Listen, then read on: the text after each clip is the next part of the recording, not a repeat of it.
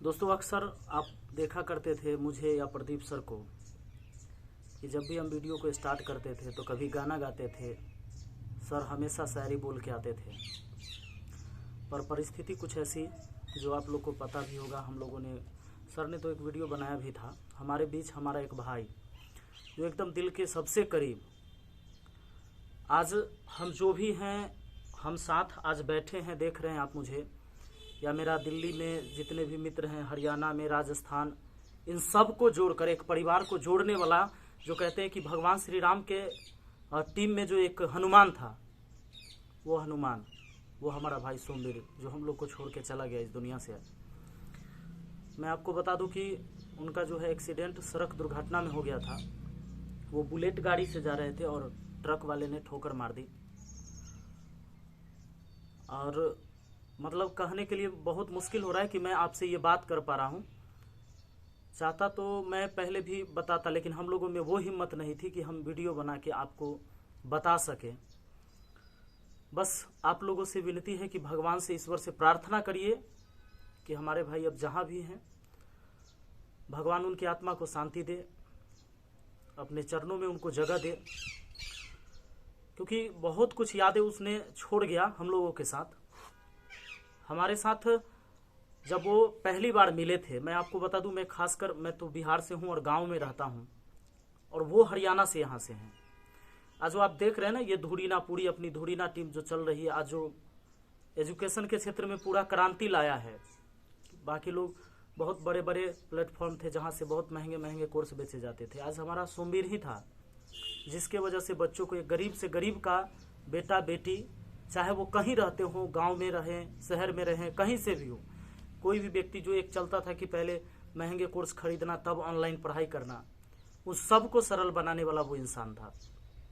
हम जैसे लोगों को जोड़ना, हर जगह से, इंडिया के हर कोने से, चाहे वो जम्मू से हो, राजस्थान से हो, बिहार से हो, यूपी से हो, मध्य प्रदेश से हो, दिल्ली से हो, हर जगह के वैसे टीचरों को खोज खोज कर एक टीम बनाया था। वो हमारा सोमवीर था। सबसे पहला लॉकडाउन में जब हमसे वो मिलने आए थे, मैं आपको बता दूं कि ना तो मेरा मोबाइल नंबर उनके पास था, ना ही मेरा कोई पता था उनके पास।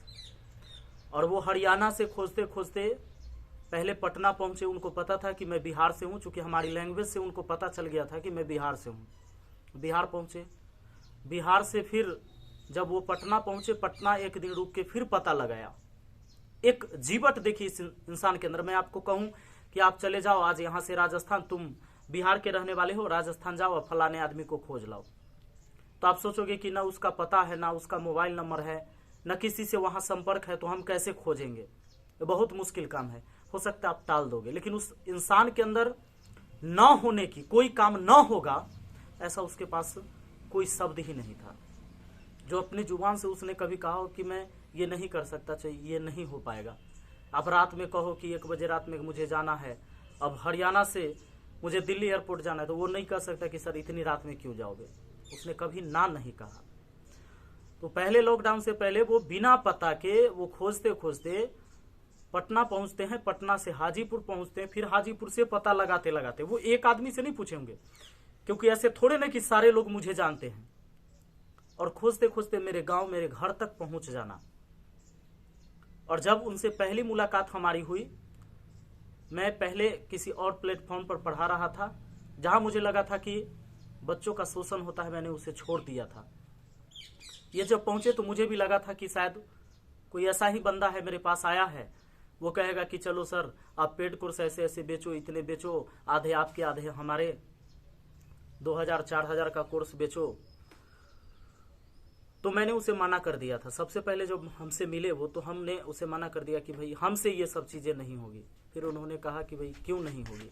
हम बोले कि देखिए, हम जिस क्षेत्र से हैं, हम बिहार से हैं, हमें फॉलो करने वाले जो स्टूडेंट होते हैं वो गरीब होते हैं। चूँकि जनरल कंपटीशन की तैयारी, आज एसएससी की हो, रेलवे की हो, बैंकिंग, इनकी तैयारी बहुत पैसे वाले अमीर बाप के बच्चे नहीं करते हैं, वो गरीब करते हैं। किसान मजदूर के बच्चे, मिडिल क्लास वाले उसकी तैयारी करते हैं। हमारी जो सबसे पहली मुलाकात में जो बात हुई थी उनसे, तो हम क्या है कि हम, जो आप चाहोगे कि हम ऐसे करें वैसे करें, इतने महंगे कोर्स बेचे, तो वो हमसे नहीं होगा। बच्चे मुझे प्यार करते, इसका मतलब ये नहीं कि हम शोषण कर लें। फिर उन्होंने कहा कि सर आप अगर फ्री पढ़ाना चाहो तो मेरे साथ फ्री पढ़ा सकते हो, कभी आप पैसे मत लेना। लेकिन अगर आपको केवल ये लगे कि आज जो आप काम कर रहे हो, चाहे वो आपके साथ टीम काम कर रही है या सर्वर का खर्च आ रहा है एक एप्लीकेशन को चलाने के लिए, बस उतना ही करना और कुछ नहीं करना। बस हम लोग जितने में हैं बहुत खुश हैं और हम चाहते हैं कि वो क्रांति आए कि कोई गरीब का बच्चा अगर चाह के भी कि पेड कोर्स ना खरीदे तो भी वो खरीद ले, आसान उसको लगे। और आज 5 रुपया 10 रुपया महीना पड़ता है और वैसे जाके जो ये काम जो चूंकि इतने 5-10 रुपए 20 रुपए महीने के हिसाब से कोर्स पढ़ते हैं, ये धुरीना पर आया। ये धुरीना पर इस चीज को लाने वाला वो सोमवीर ही था जो पूरे देश में क्रांति है। वरना आज सारे लोग, चूंकि मैं सबकी बात नहीं करूंगा, अच्छा नहीं लगता मुझे, ये शोभा नहीं देगा, पर आप सोच सकते हो कि चीजें कैसे बदल गई सारी। वो एक बदलने वाला सोमवीर था और तब मैं जुड़ा यहाँ पर और आज इतने हमारे मित्र, अच्छे अच्छे लोगों की टीम बनी, सब मिलके अच्छे काम कर रहे हैं। हमारे प्रदीप गुरु जी से मिलने का भी सौभाग्य हमारा हुआ, बस उसी व्यक्ति की वजह से। पर वो सबको मिलाकर आज सबको छोड़ के चला गया। इस दुखद घड़ी में मैं उनके पास हूँ और मैं आपको बता दूं, भाई में वो अकेला था, पर हम सब मिलके भाई ही हैं। लेकिन उसकी जगह, उसकी कमियां को पूरा किसी से नहीं होगा। हम कुछ भी कर ले, उसने मौका तक नहीं दिया कि हम उसे लेकर हम लोग अस्पताल जाएं। उनकी ऑन स्पॉट डेथ हो गई थी बस। और सर लास्ट टाइम आप पिछली 9 तारीख को मिले थे, उसका बर्थडे था। उसका बर्थडे था, लास्ट बर्थडे। बहुत बदमाशी किया हमारे साथ, बहुत बदमाशी। मैं सोचता था कि इतना क्यों बदल रहा है, मतलब बहुत छेड़छाड़ कर रहा है। हमें चूंकि गुदगुदी लगता था तो वो जबरदस्ती पकड़वा देता था किसी से कि पकड़ के इनको गुदगुदी लगाते। मैं कहता था कि भाई मैं मर जाऊंगा, इतनी गुदगुदी मत लगाओ। मुझे क्या पता था कि वो बंदा मुझे लास्ट बार ऐसा कर रहा है। और सर आप जब लास्ट में बिहार जाने के लिए 1 घंटा सोए थे 11 बजे, और मैंने कहा सर को सोने दो, तो वो स्पेशल उठा के लाया। मेरा बर्थडे बार बार नहीं आता, सर को उठाऊंगा और केक खिलाऊंगा।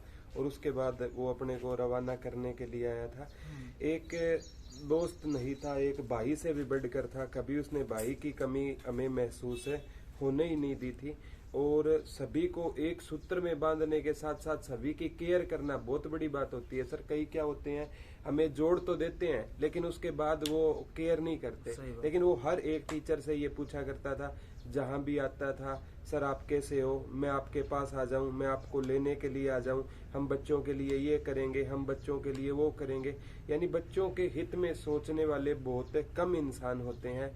और 2 बहनों का अकेला भाई अगर चला जाए तो उस परिवार पर हम कल्पना भी नहीं कर सकते सर क्या बीत सकती है। और हम जब अजय सर और मैं और विनोद सर और बिंटू भाई जब गए थे ना सर, वहाँ पे ऑन द स्पॉट वो चेहरा आज भी हमारे सामने घूम रहा है कि पोस्टमार्टम के बाद हमने कैसे उसके भाई के शरीर को लपेटा होगा।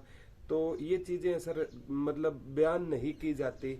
तो एक तो भाई चला गया अपना, मतलब सब कुछ, परिवार का भी सब कुछ चला गया। कल को हम उस बहनों के भाई, वो उसकी कमी कभी मतलब खलती रहेगी। जब भी कोई मौका आएगा ना तो वो चीजें याद आती रहेगी। तो मैं सभी से यही प्रार्थना करूंगा कि हम सभी मिलकर सोमवीर भाई की आत्मा को परमात्मा अपने चरणों में, श्री चरणों में जगह दे और उनकी आत्मा को शांति मिले। यही सभी बच्चों से कहूंगा कि आप भी प्रे कीजिए, हम भी प्रे करते हैं भाई के लिए।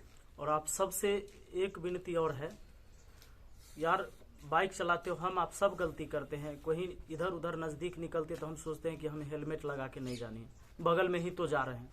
ऐसा न करना। हाथ जोड़ के आपसे विनती है कि सब लोग हेलमेट लगा के ही निकलना घर से।